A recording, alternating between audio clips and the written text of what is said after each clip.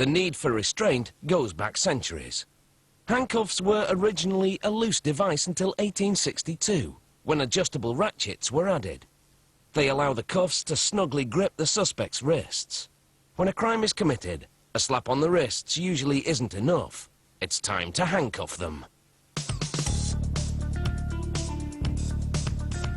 When they put the handcuffs on, you know you're in a tight situation. Handcuffs start with a roll of steel. A machine pulls it through a straightener and then through a die that punches out a handcuff frame part. A revolving barrel cage sifts out the waste and kicks the frames into a bin. Here, a worker stacks U-shaped steel parts on a fixture, which he then clamps into a machine. A cutter makes ratchet teeth in the parts. Coolant keeps the tool from heating up and getting too soft to do the job. Each set of handcuffs will have 2 of these ratchets. Next, they load steel rods into a slowly revolving device. It moves the rods through a series of cutters. This is how they make swivels for the handcuffs. They round the tips of the rods and then carve necks below.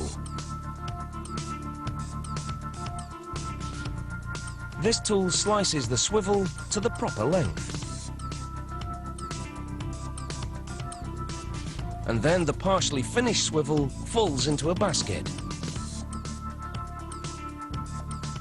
Next, a drill works on the rounded tip, scooping out the center. And now you have a finished swivel. They take 2 chain links and 2 swivels.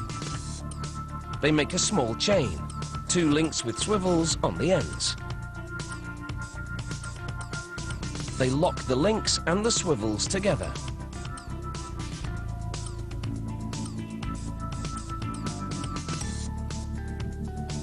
And now the swivel link assembly is complete. The swivels will provide some rotational freedom between the cuffs. If they don't weld the links together, the prisoner could have total freedom.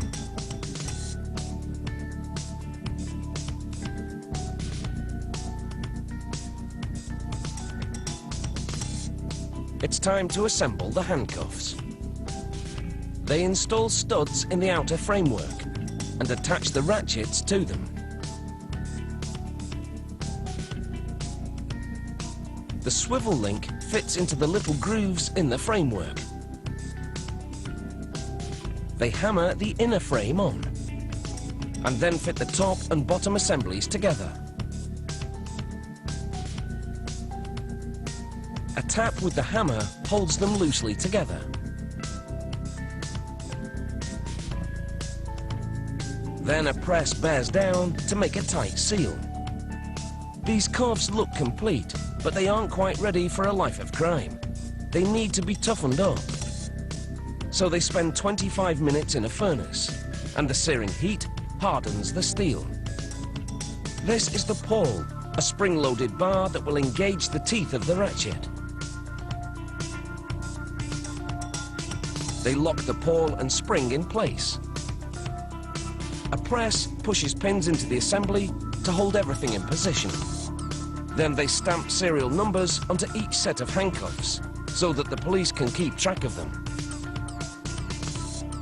Now the handcuffs shake in a vibrating bin full of stones. This polishes the rough edges. It's time for the ultimate test. They activate a 500-pound pull. That's 228 kilograms in metric.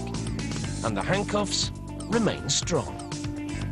They also tap each set to make sure the ratchets drop freely.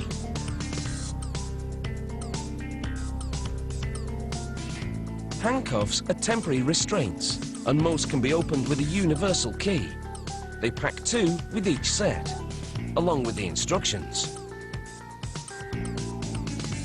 There's no doubt they'll have a captive market, because there's always someone who needs to be locked up. But then again, there are also those who deserve their freedom.